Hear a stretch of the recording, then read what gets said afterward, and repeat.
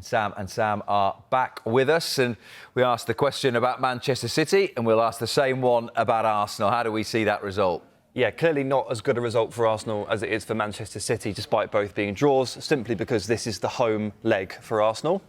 Therefore, it's a bit of a missed opportunity to take command of the tie. But I suppose, similarly to City, when Arsenal were looking this uncharacteristically vulnerable, it's good to still be in it and take something from it, because you look at the XG, expected goals against, and they've conceded 2 XG in this game. It's the highest tally of the season. The previous high was 1.4 against Tottenham quite some way ago, and it's by far the most vulnerable they've looked this calendar year.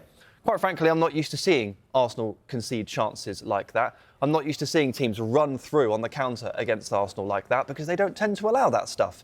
So to come out of all of that and to see Jakub Kiwior really struggle on the left-hand side and the midfield give the ball away a few times, obviously Coman hits the post really late on. To come out of all of that and it's still even, again, I think it's a bit of a win, because you can just dust yourself off, learn some lessons and go again. Yeah, I was at the Emirates last night, and the general feeling from the supporters was it's slightly a missed opportunity, but absolutely no disaster. I mean, in the first 15 minutes, Arsenal had Bayern Munich exactly where they wanted them.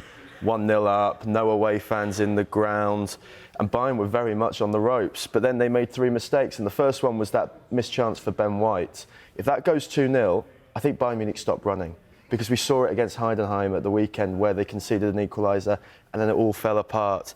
And then the 2 goals, very, very avoidable. Just 2 mistakes, sloppy passes out, or a defender turned on the halfway line. So yeah, it's not a disaster for Arsenal. I think it's actually quite a good result, and I think they can definitely feel they can go to Munich and go get something. Yeah, and having said that, Bayern's attackers are allowed to be good, aren't they, as well? And it's an incredible front line. We saw the two incidents there, the penalties. What do we think? Or the non-penalties, I should say. Well, the Saka one is the big talking point. I think it could be given as a penalty by the referee in the moment, because yes, Saka does initiate a bit of contact, but Saka's still getting on the end of that ball to then go and tap it in, and Neuer does stretch his leg out very well to bring him down. But I can see why VAR didn't overturn it, because there's that initiated contact from Saka. It's not black and white, it's grey area, so we don't want to see VAR sort of intervening there. And on the Gabriel one, I don't think we want to see penalties really given for that. I think it's common sense is needed. It's obvious that Gabriel takes the goal kicks for Arsenal, and Raya was just giving him the ball. I don't know how you feel about it. Usually David Raya rolls him the ball, right?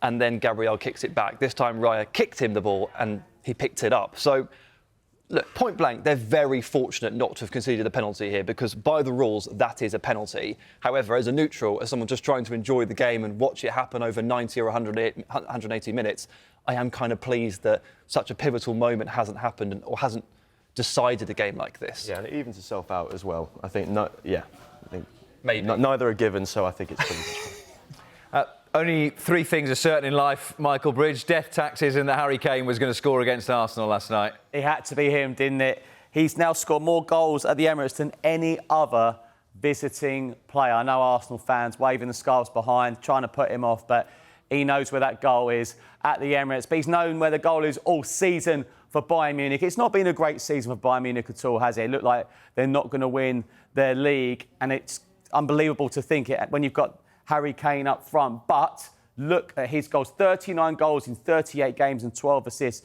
He's having a fantastic season, but of course it's trophies they'll be talking about. But it's all to play for in the second leg in the Champions League. And talking about the Champions League, he's had a brilliant season back in that Champions League as well. He's now the leading scorer after that penalty yesterday on 7. Erling Haaland with 6, Anton Griezmann with 6, Kylian Mbappe with 6, and 5 players on 5.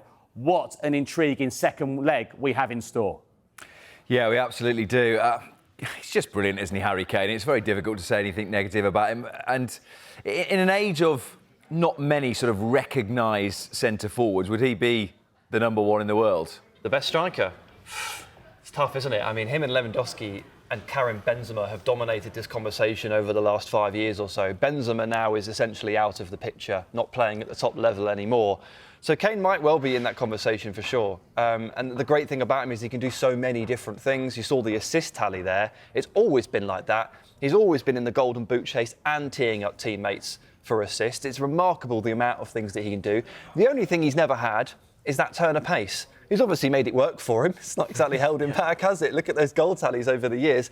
But that's the only slight issue that he's ever had with his game, and the only thing he hasn't actually had in the full repertoire. Yeah, I think there's 3 elite strikers in the men's game. That's Mbappe, Haaland, and Kane. Now, if we're going to compare the 3, I think Mbappe's the best player out of the 3. He's probably the outstanding best player. But he doesn't want to play up front. Exactly. Does he want to actually be a number 9? He probably will be a number 9 for Real Madrid next season, so we probably have to consider him in this category. Haaland is the best goal scorer, probably the best in the penalty box, but does he have that same link-up play that Harry Kane does? So Kane has quite a lot of everything apart from speed as you said. So I think probably as all-round, I think he probably is the best. I think the most all-round striker, if you really are looking to be able to look at all those different attributes, is actually Victor Osimhen. Although I don't think he's the best striker, but he has the turn of pace and the speed and the aggression that some of the other guys that we've been talking about there, Kane and Lewandowski, have always lacked. Of course, Haaland has that, but then lacks the link-up play. Are you his agent?